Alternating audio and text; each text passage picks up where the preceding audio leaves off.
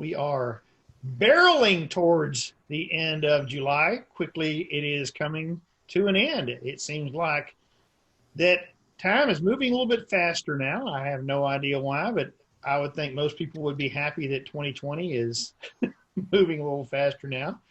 I'm pretty sure that any day now, either we're going to have the dinosaurs come back or else we're going to have another asteroid that takes us out and then we are replaced by the dinosaurs. I'm not sure which one of those would be preferable at this point, but 2020 certainly has been a very interesting year. For some people, it has been beyond interesting and hugely negative impact on their lives. For some people, they have weathered the storm better than others. But regardless, it is wonderful to have everyone here. I'm glad that you are taking time out of your day because no matter what happens, there's never a time when you should stop working on your self-improvement. And that's what Toastmasters is all about, is helping you to improve your speaking, helping you to improve your communications. And we are glad that you elected to spend your Monday with us. Without taking too much more of your time, I am now going to have our pledge, and then I will turn it over to our Toastmaster. All right. Do you have the pledge up for us today, the flag up for us? All right. All right. I shall stand as I do this, as I am wont to do, and I will lead us in our pledge. I pledge allegiance to the flag of the United States of America and to the republic for which it stands, one nation, under God, indivisible, with liberty and justice for all. Awesome. Thank you so much for joining me in that pledge this evening. We will start into the guts of our meeting now, as it were, and turn it over to our esteemed Toastmaster for the evening and a distinguished Toastmaster himself, Mr. Jim Lowry. Take it away, Jim. Welcome, everyone. I'm sure you've already been welcomed at least once. I think the first order of business is to review our agenda. Looks like our word master grammarian is in the house.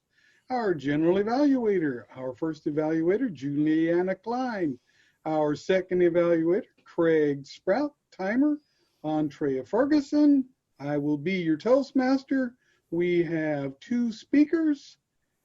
Wow, this agenda is filled. Outstanding work, Tammy Perez, sending out those threatening emails that she was going to come and ring us a new one if we didn't sign up for a role. Do you know what today is? Well, of course, it's July the 20th. But did you know that 50 years ago on this day, Neil Armstrong stepped foot on the surface of the moon? Yes, that's right. Today is the 50th anniversary of the first humans landing on the moon. But more about that as we get through the meeting. Our first item is the Word Master Grammarian bringing us the word of the day and explaining a little bit about her role for any guests or people who are on Facebook. Laura Sanchez. Thank you, Mr. Toastmaster. My role as the word counter and grammarian for the day involves two primary purposes. One is, as the grammarian, it's my role to help club members improve their grammar and vocabulary, as well as the purpose of the ah counter is to note any overused words or filler sounds such as ahs or ums or so's so that we can correct that habit in our speaking. The word of the day today is parsimonious, and I will spell that for you, P-A-R-S-I-M-O-N-I-O-U-S, parsimonious. The meaning is to exhibit or be marked by parsimony or to be especially frugal to the point of stinginess or to be sparing or restrained. And to use that in a sentence as an example, the sentence would be, my supervisor is parsimonious in their ability to give praise. And that would be using the second meaning of the word, parsimonious. Thank you, Mr. Toastmaster. Thank you so much, Laura. Now, I don't know if they were being parsimonious, but the people in charge of the Apollo program did choose the low bidder to send them to the moon. During the 1960s and 70s, NASA sent 9 missions to the moon. But more about that later. Perhaps our general evaluator would like to tell us a little bit about the general evaluator's role. Shankar. Absolutely. Here at Toastmasters, we don't want to be parsimonious with giving feedback. Therefore, we have a team of evaluators that will, at a later part of the meeting, and if you are new to this, you can follow along with the agenda. I have posted a link in the chat. But at the general evaluation part of the meeting, I will rely on team members. First evaluator tonight, Juliana Klein, who will evaluate our first speech of the night, and then second evaluator, Craig Sprout. So I will call upon these people so that they can provide feedback. Furthermore, the WAG and so the word of the day, our counter and grammarian will also provide a feedback. We will hear about times and how well we stuck to the times that are allotted to the different speeches and segments. And finally, I will give my own impression on the meeting, how it went, what we did well, and what we can improve on. Mr. Toastmaster. So the NASA sent 9 missions to the moon. 6 of those missions that went to the moon landed astronauts safely on the surface. It's the only time that humans have visited another world. I'd like to have a little information from our timer. Could you, Andrea Ferguson, explain the role of a timer in a Toastmaster meeting?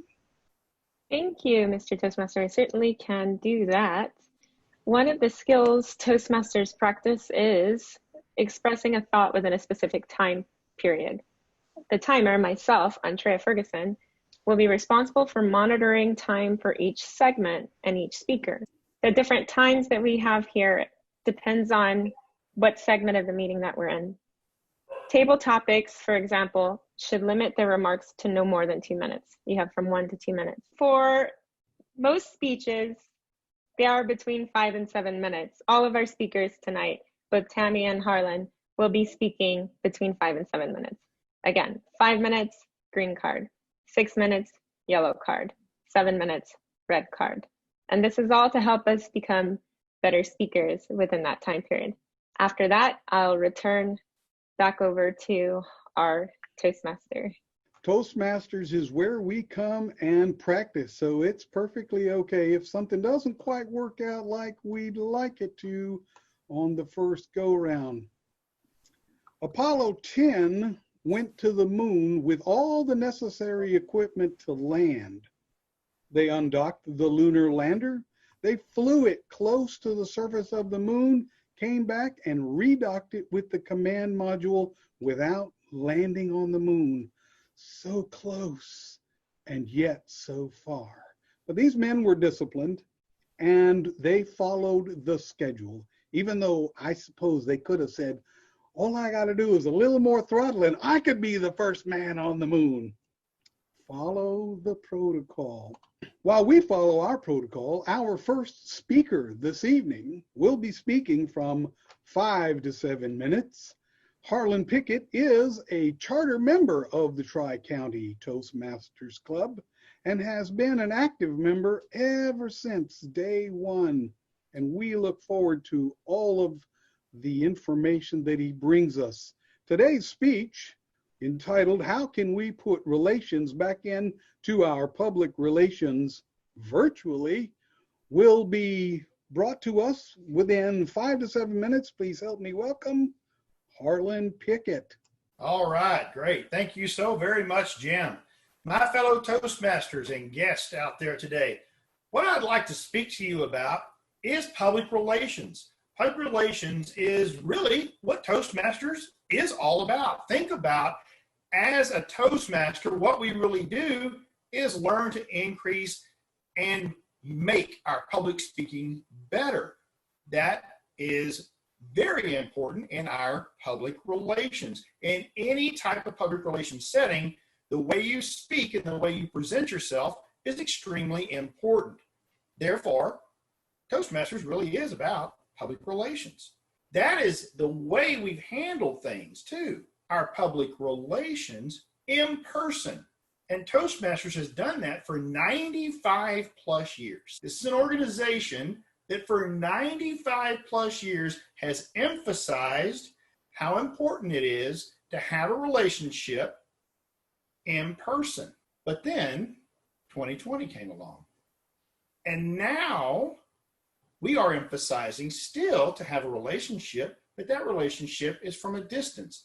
And because we do this virtually, that distance can be anywhere. Last week, we even had a guest that came to us from Georgia. We've had another one 2 or 3 weeks ago that came to us from Alabama.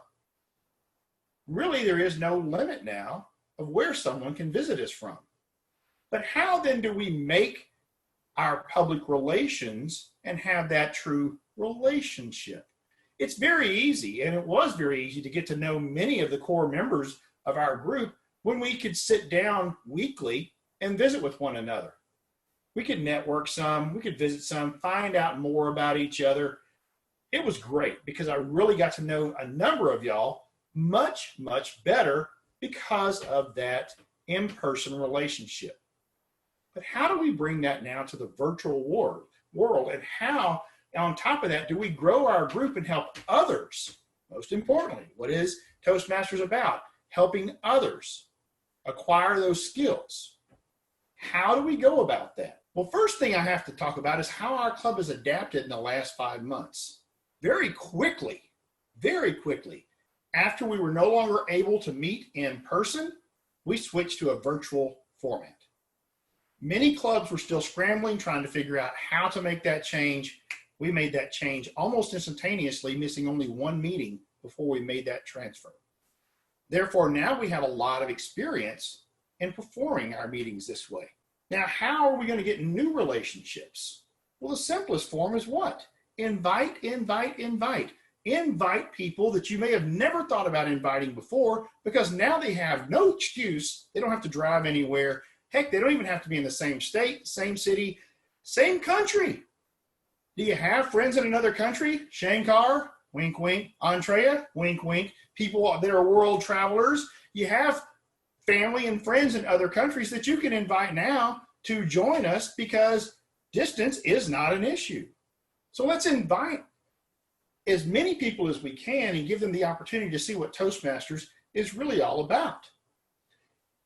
Another way that you can do this is by sharing our stream, sharing the invites on Facebook. There's no better way to get it out to all your friends and let them know you're a member of this group than to just put it simply on Facebook. One of the things I think we've been very remiss in doing, and this totally falls on me from being the former vice president of membership, is we haven't utilized our actual sponsor group, the Tri-County Chamber of Commerce, in what I believe is the most efficient and best manner.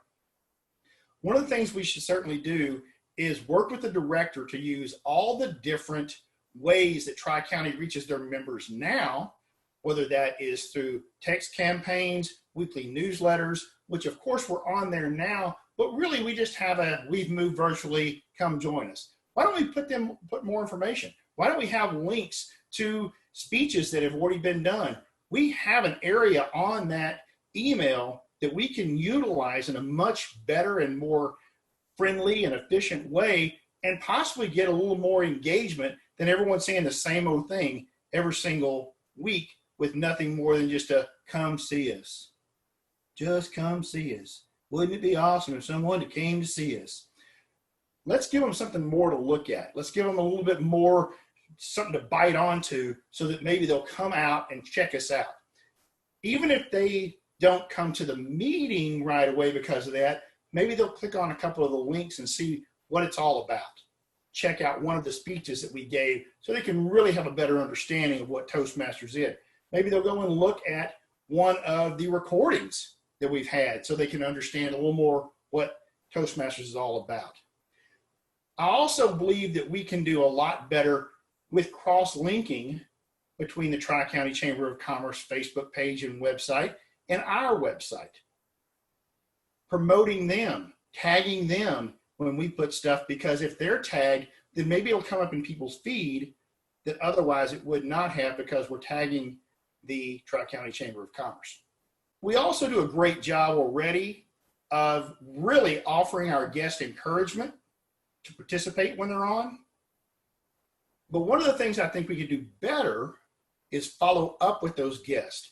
We did a great job of that when they were in person, but now that it's virtual, it's a little more difficult unless we come up with some way to capture their information, and then we can follow up with them, invite them to come back, but more importantly, get their feedback on what they liked and didn't like about the meeting itself, so that we have a better understanding of how we can improve and how we can keep those people to keep coming back more and more.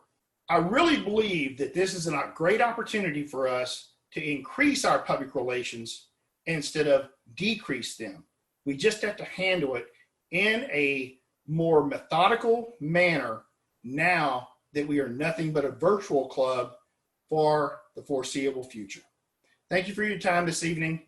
I certainly appreciate everyone standing by. Mr. Toastmaster. Thank you so much, Harlon, for those words of inspiration.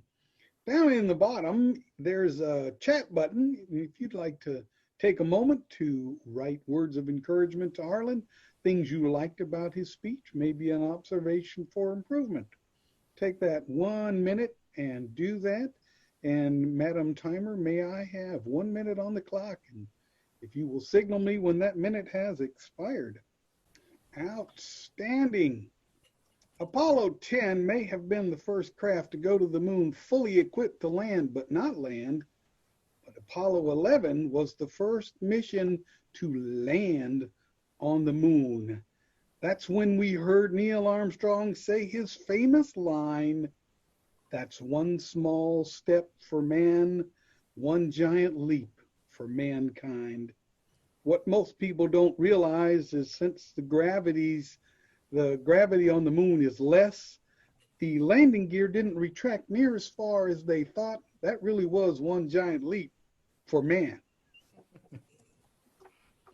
Our next speaker this evening, Tammy Perez. Tammy is on the innovative planning pathway and has chosen to inspire the audience. A speech entitled College versus University. That's community college, by the way, versus university, pros and cons. Tammy has over 30 years experience in higher education in both 2- and 4-year institutions. She will share a perception of the value of a community college education as it relates to the bachelor's degree attainment. Madam Timer, the time for this speech is 5 to 7 minutes. Please help me welcome Tammy Perez. Thank you. Good evening, fellow Toastmasters and prospective Toastmasters watching online. I grew up never questioning that I would go to the university. I never questioned that I would attend Purdue University. My dad went to Purdue, so it was just kind of expected. I didn't even apply anywhere else. Community college? Not even on my radar. It wasn't really an option back then anyway. Community college just wasn't for me. The first 2 years at Purdue, I struggled. Large class sizes, my professors weren't very available, my TAs were overworked.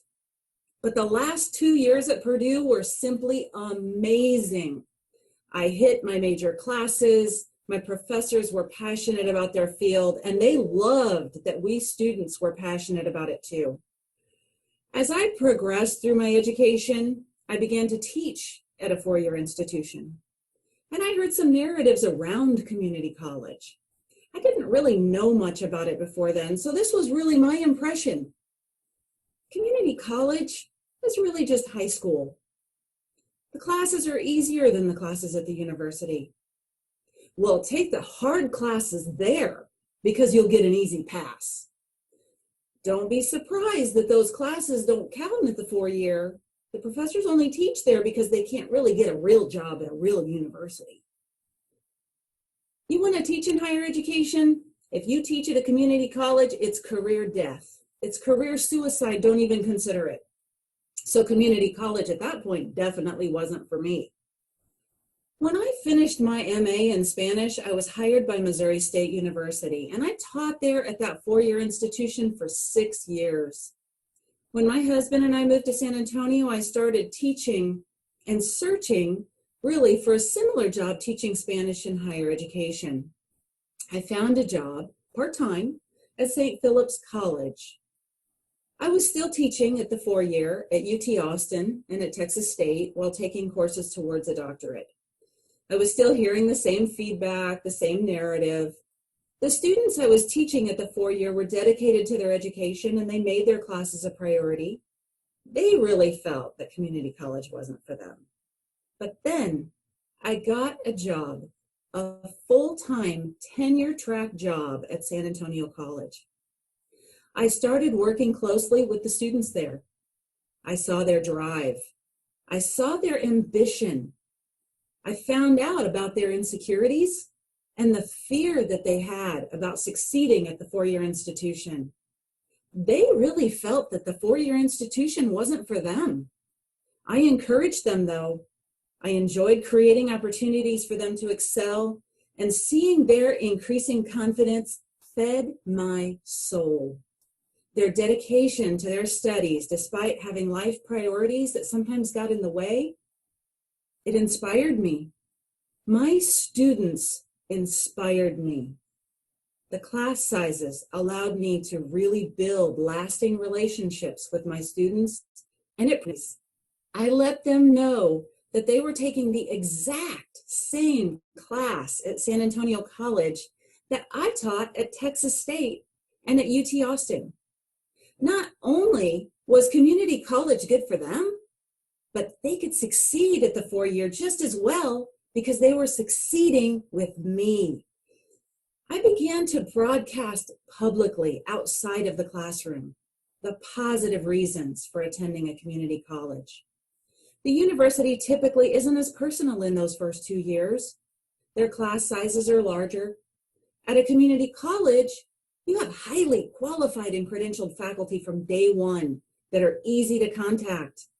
The class sizes are smaller. In fact, you're getting the exact same quality education for a reduced price tag. Who wouldn't appreciate that? In addition, not only do the faculty members have professional development available to them within their discipline, and they take the time to research, but they also take advantage of professional development for instructional design and pedagogy. Their classes are many times simply designed better. Community college is exactly the best place for students to start out. It is exactly the place for students whether they question if college is for them or not. It is the place for students to spend their first 2 years of college. It can be considered a parsimonious decision. Had I begun there, I could have saved money and developed confidence in my abilities much, much sooner. Community college actually was for me. I just didn't know it. Community college can be for everybody. Thank you very much. Outstanding. Community college makes me wish I'd have gone. Oh, that's right. I did go to community college. I forgot. Madam Timer, can we have 1 minute on the clock to give people an opportunity to send Tammy some chats, some notes about her presentation, what they liked, and keep what you don't like to yourself. Thank you very much. Madam Timer, while you're there, can we have a timer's report on our 2 speakers? I would be happy to provide the time for our 2 speakers, Mr. Toastmaster and dear Toastmasters. Our first speaker was Harlon, who gave his speech within 7 minutes and 7 seconds. Our second speaker, Tammy, delivered her speech within 5 minutes and 6 seconds. Outstanding. Well within our time. And I noticed that Shankar has a better speaker poll. So feel free to run over to the chat and engage in that poll. While you're doing that, and before we start on our table topics, I want to remind you that although Apollo 11 was the first mission to land on the moon, they did not stay long. Their job was, can we land? Can we get out of the craft? Can we get back into the craft? And can we take off? So they weren't there more than an hour on the moon, maybe a little longer than that. But the next mission, Apollo 12, they stayed much longer, several hours, and their job was to study how easy it was to work while on the moon. Can you set up experiments and do other things that might come in handy if you ever had to build a habitat? It's time now for our table topics portion of the meeting, where everybody gets an opportunity to speak. And to guide us through that, we have a table topics master, Pamela. I'm going to butcher this name, Gauna. Can you help me with your last name, Pamela, our table topics master? Hi, good evening, Mr. Toastmaster and fellow Toastmaster and guest. And you actually said it good. Gauna Good. is the right pronunciation. Take it away, Pamela. Okay, I added a question to include the WAG.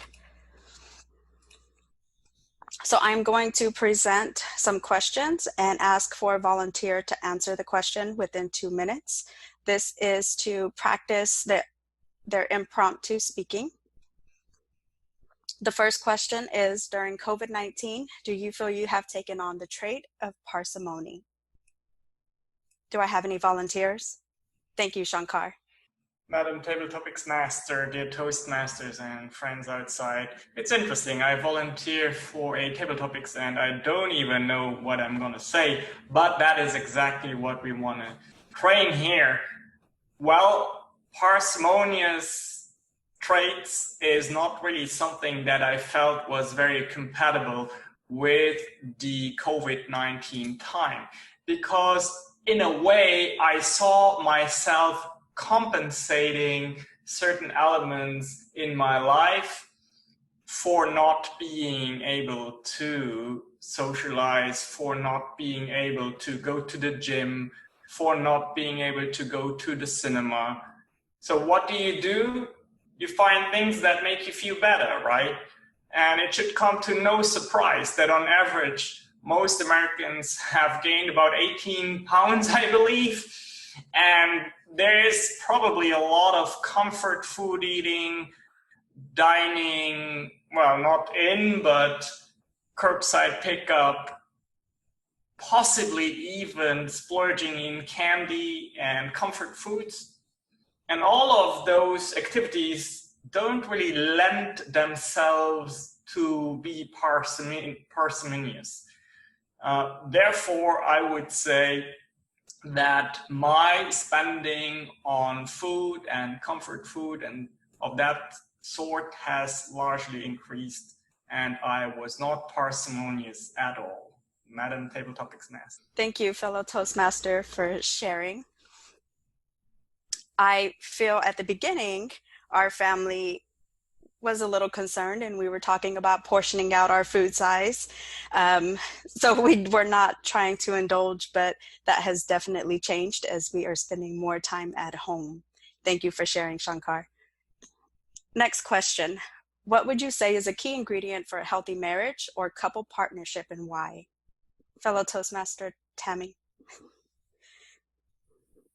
I have always felt that trust is the key to a really strong relationship. One of the things that I tell my kids is that if you can't trust in the person that you're with, then you're always going to struggle. I know a lot of people that have had difficulties with their relationship, people who are not trusting their partner, thinking that they're cheating on them or whatever. if that's the case, then you don't really have a strong relationship. I don't believe. I have never once in the 31 years that my husband and I have been together ever questioned his loyalty to me. And so maybe I'm fortunate in that, but I really feel that that's what makes a wonderful, beautiful, strong relationship. And he has not felt that way about me either. And so if you are really trying to have a relationship that lasts a long time, then the key element there for you is to trust each other unquestioningly. Thank you. Thank you, fellow Toastmaster. Congratulations on your 31 years, and thank you for sharing. Next question. Share a thought or expression that a child has shared that influenced you, and why. Thank you. Dr. Sanchez, would you like to share? I will not be able to count my own ums and so's and ahs during this, so I'd appreciate if someone would do that for me while I'm speaking. The phrase that a young person has shared with me that has changed my life or caused me to think differently is actually as my daughter was learning to speak when she was a child, and I noticed her inverting words in a way that I thought was unusual. And one example is she would call the dishwasher the wash disher and other things like that, and it would happen repeatedly. And I didn't understand quite why that was happening until a little bit later. And I started thinking about the fact that she was being raised in dual language. And I realized that some of the words and phrases that she was inverting in English were actually correct if she were saying the same phrases or types of speech or the same, trying to communicate the same phrase in Spanish, you would invert the words.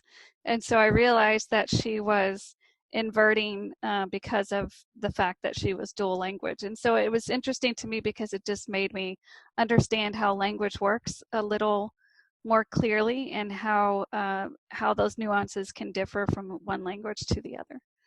Thank you for sharing. I have another question. Who was a role model in your life and why? Do I have any volunteers?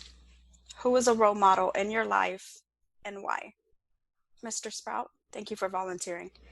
My role model was one of my early bosses. When I won't say I finished college because I just finished 4 years of college with no degree and no plan and no direction in life. So that left me with not a lot of possibilities right out of school. And I worked 3 jobs at one time. At the gas station, I worked as a short order cook, and I also drove a laundry route 3 days a week. And my boss on that laundry route was a gentleman named John. He owned the dry cleaners and was a giant of a man. And I don't mean in the tall sense, but John always filled a room. He had a booming laugh and a great sense of humor and did not give a hoot about how anyone felt about it. He was his own man and he did his own thing. And I learned from him a couple things. I learned how to be a bigger person when entering a room, and I took on the ability to be able to laugh and laugh loud with people. But the thing I learned most from him is how to take criticism. John would get angry if you messed up, and he would shout. But 3 minutes later, it was all forgotten and done with. And the lesson I learned was, you get one mistake, and that one's free. Just don't do it again. Madam Table Topics Master. Thank you for sharing, Mr. Sprout. I have one more question. Do we have time, Mr. Toastmaster? Share if your time on social media has increased or decreased, and why. During COVID-19. During COVID-19, has your time on social media increased or decreased, and why? Thank you for volunteering, Harlon. Yes, ma'am. It's an interesting question, but in my line of work, there's just no doubt it had to have increased. I spent a lot of my time in face-to-face talking about my business, networking. So those times have now been spent on using social media as a platform to really promote my business.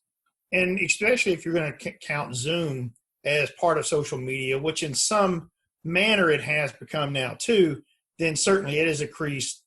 I can't even give you a percentage, but it's not even close to anywhere where I would have spent the time previously.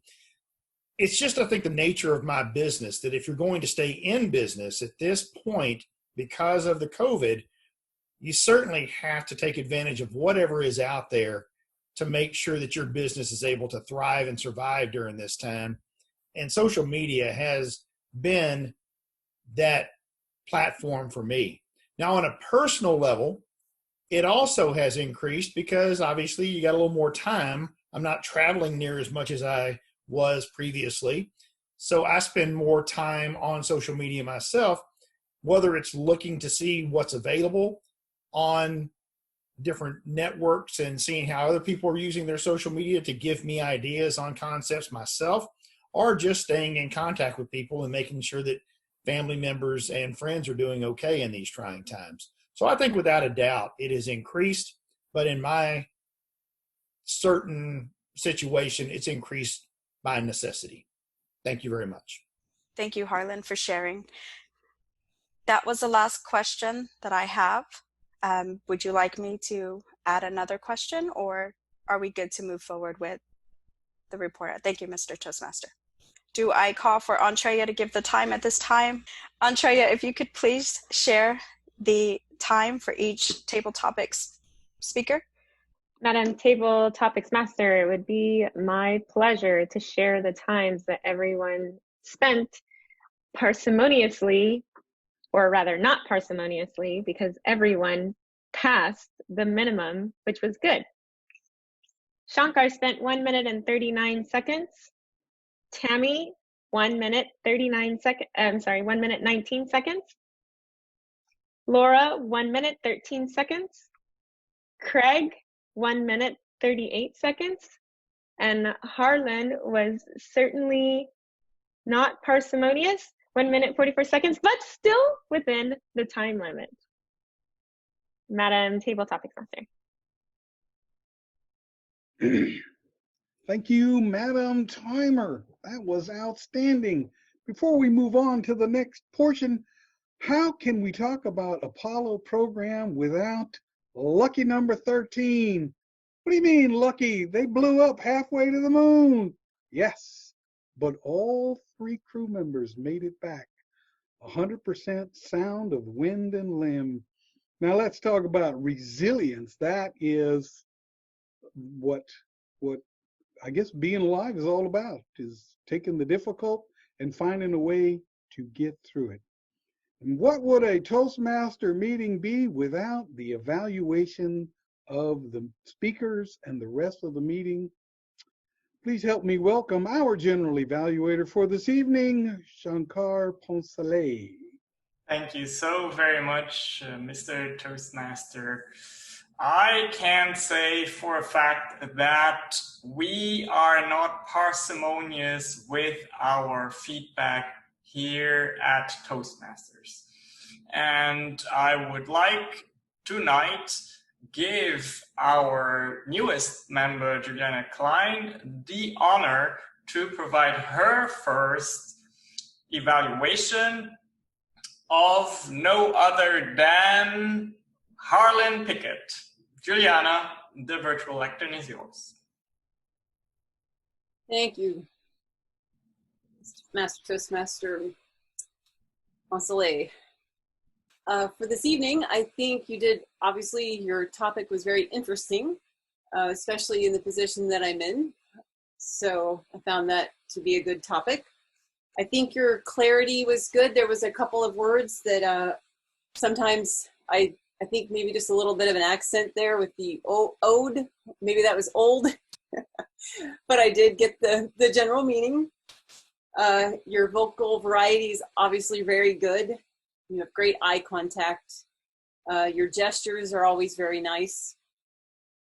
I do think you're very aware of your audience with your selection. Again, that was very, very good. And I have never seen you uncomfortable in the short time that I've been attending these meetings. So maybe there is something that makes you uncomfortable, but I have not seen that. It was interesting, and your delivery was very nice. I don't know if I'm missing something, but that's what I have on my sheet here. Am I missing anything? What did you see that I may need to work on in the future? Because that's very important to me. Like I said, maybe just some clarity with a couple of the words. That was the one thing I did notice maybe. Other than that, again, because I'm sort of inexperienced at this myself, I knew when I took on this role, I wasn't probably going to be like Craig would have been. However, that's the one thing I would have said, yes, maybe clarity in your word delivery. Okay, great. Thank you very much, Juliana. You're welcome. Thank you, Juliana. Let me remind you that giving evaluations is not always easy. Even if someone is a good public speaker, it doesn't mean that evaluations come easy, or the other way around. So I personally thought for your first evaluation, you did very, very well. All right, we come to our next evaluator, who certainly is a more seasoned evaluator, and also he is going to evaluate a very, very passionate speaker tonight. And I'm very, very curious to hear what he thinks that Tammy could have done better in her speech. Craig, the floor is yours. Thank you, Mr. General Evaluator, guests, fellow Toastmasters, especially Tammy. In the age of Zoom, as I like to call it, I look for your interaction with the camera. And I did notice a lot of off-camera glances, and I'll come back to that later. But what you did really well, was you took your glasses off. That is, a lot of people don't realize that you get the reflection off those glasses, and it can be a little distracting. So I try to do that as well. I don't have mine on.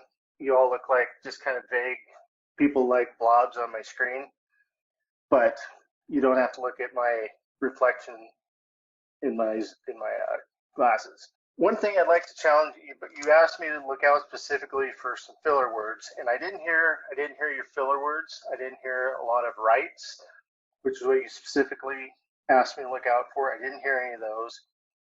The one time there was one phrase you said exact same twice. I think that's a little bit of a colloquialism, so maybe watch that. But on that same token, you came back later at the end and said with emphasis, this is exactly the place, and you repeated that for emphasis, and that really drove the point home. I think people sometimes forget how powerful a repetition can be, so that was very good. I'm guessing that you read that from your script, because like I say, we could see your eyes move. And I think when just in visiting with you, I know that you're very animated and you have a lot of passion, and this did feel like someone reading something. And so when I hear you speak, I want to hear Tammy speak. I don't want to hear Tammy read. So that's something to think about, and a technique you might be able to use that I like to do is, especially when you're telling a story, is to break it down into 4 or 5 bullet points that you know the story around it. So you might just have a bullet point of early education, and then you can talk about your experience at Purdue, and then another bullet point about when you're teaching at Texas State, and internalize those bullet points because you know the story around them. And I think if I were to sit down next to you and have you tell me that same story, it would be a lot different than you reading it from the speech that you wrote. That said, it was a great speech. I wish I had gone to junior college myself, because I did not have the discipline for a 4-year college. I succeeded a little bit, I think, in spite of myself. But it was a great speech. Also, one last note, don't thank us for your time. We should be thanking you for yours. Mr. General Evaluator. Thank you very much, Craig. Now, not only on a mission to the moon is timing, very precise timing, important, it is also within all our Toastmasters roles, which is why I want our timer to report on her timings for the evaluations. Mr. General Evaluator, it would be my pleasure to give you the breakdown of the timings for our evaluators on our speeches. Juliana, who evaluated Harlon, spoke for 2 minutes and 7 seconds. Craig, who evaluated Tammy, evaluated for 3 minutes and 11 seconds. Mr. General Evaluator. Thank you very much, Andrea. Well, I hope we were not parsimonious with our usage of the word parsimonious tonight. Let's hear what Dr. Sanchez has kept track of. Please give us your report, Laura. As you are the winner with, it appears, 7 different instances of using the word parsimonious, followed by Andrea, and I have her with 3 uses of parsimonious. I also have Jim, Pamela, and Tammy as having used parsimonious 1 time, and forgive me if I have left anyone out. Should I give the rest of my report as well? Yes, please. The other items that I track in order to help us improve with our grammar and usage is filler words. For filler words, I tracked so's, ahs, or ands, which I counted together, unintentional repetition of phrases, and then those are the items that I tracked. So for Craig, I only noted 1 use of an ah or an and. For Juliana, 1 so, 3 ahs or ands. For Jim, 1 so, 3 partial repetitions of phrases. Shankar, 1 so and 1 ah. Andrea, 2 minor repetitions of phrases. Harlan, 3 minor repetitions of phrases and 1 and. Pamela, 1 so, 3 ums and an ah or an and then Tammy, 1 so and 1 ah or and. So overall, very, very good work with the filler words. And then Harlan, I just had 1 particular grammatical item on your speech, and that was in the use of informal language such as y'all. In some cases, that can be appropriate depending on the topic of the speech. And in some cases, in a more formal speech, you might want to avoid that. So I thought, based on the topic of your speech, it was a little more formal than some of your other speeches, which are a little more entertaining and a little more related to you on a personal level. I thought in this case, it might be best to avoid an informal grammatical usage like that. And that is my report. Thank you very much, Laura. I will now come to my general evaluation of the meeting.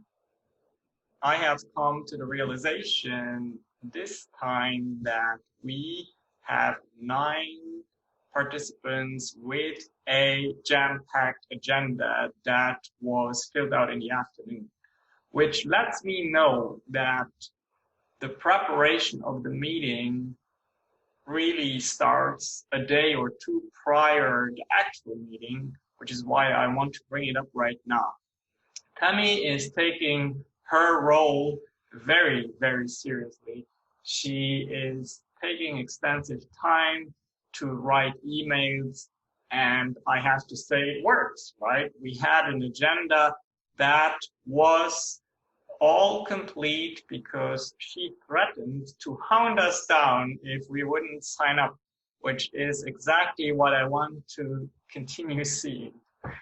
I have also added a blog section to the website just for your information, Tammy, so you can in the future, instead of having to forward your initial email, you can just reference the blog. I will give you a login so you can put that on there. So great work on that. I do think we started just a little bit late. That is, of course, something we do not want to do. But what I also have noticed is that our Toastmaster of the night is a very, very big fan of space flight, and that was quite interesting to see how he made a theme of the night around aircraft and space travel, and it made it very, very interesting to tie everything together and flow through the meeting. I think that shows years of experience of being a Toastmaster, and I really, really liked that. I also noticed that when Andrea had her glitch initially with not being able to show the cards, she very quickly on the fly adjusted her approach and must have uploaded the backgrounds to her virtual backgrounds within Zoom. And that also proves of us being adaptable and quick to find solutions. You could have waited until the next time, but you choose to fix it right away. And that is also great. And that helps to make these meetings great. I really liked the fact that we were able to take a minute to write some feedback, some words of encouragement into the chat section. I certainly make use of it, and I encourage you to do so. Not only with the speakers, you don't have to be prompted to do that. The chat is open for everyone, and little words of encouragement or little suggestions for improvement help a lot. Laura, I did pay attention to your R's. I found two, and during your report, I noticed that you like to string together a lot of ands, which kind of makes for long sentences. With that, I would like to hand the meeting back to our Toastmaster so that he can give some closing remarks. Thank you so much, Shankar. Wow, we did a great job this evening.